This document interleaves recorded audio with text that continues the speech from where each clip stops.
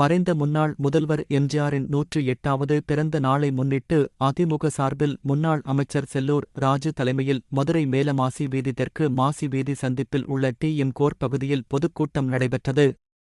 கூட்டத்தில் பேசிய செல்லூர் ராஜு, திமுகவினர் மலை பாம்பு போன்றவர்கள் நீண்ட காலம் ஆட்சி இல்லாமல் இருப்பார்கள், ஒருமுறை ஆட்சி அதிகாரத்துக்கு வந்தவுடன் பணத்தை கொள்ளை அடித்து சேர்த்துக் கொள்வார்கள் என காட்டமாக பேசினார்.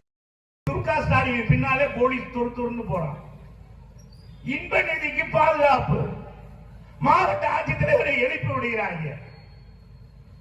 இன்னைக்கு பாத்தீங்கன்னா இந்த கருணாநிதி தலைவர் தான் உருவாக்கினாரு. அது வேணாம் போனா நிறைய நேரம் இருமப்பா.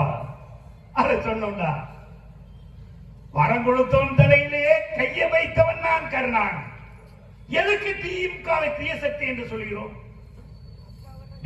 திமுக இந்த அளவுக்கு வளர்ந்ததுக்கு காரணம் பட்டி தொட்டி எல்லாம் இருப்பது காரணம். உருவாக்கி விட்டான். சைக்கிள போனோம்னா கார்ல போறோம். இன்னைக்கு எப்படி போறாங்க பாருங்க. திமுக காரங்களை மட்டும் நீங்க பாத்தீங்கன்னா சரி. மலைப்பாம்பு பாத்துறீங்களா?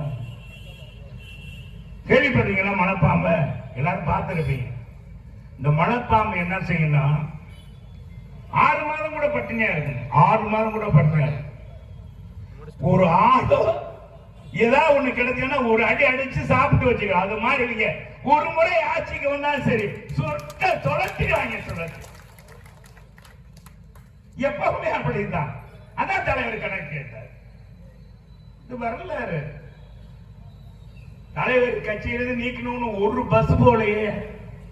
கட்சியிலிருந்து நீக்கிறதுக்கு தான் ஒரு கார் போனது இல்ல. தம்பிகளுக்கு எல்லாம் தெரியாது. வரலாறு படிச்சு பாருங்க.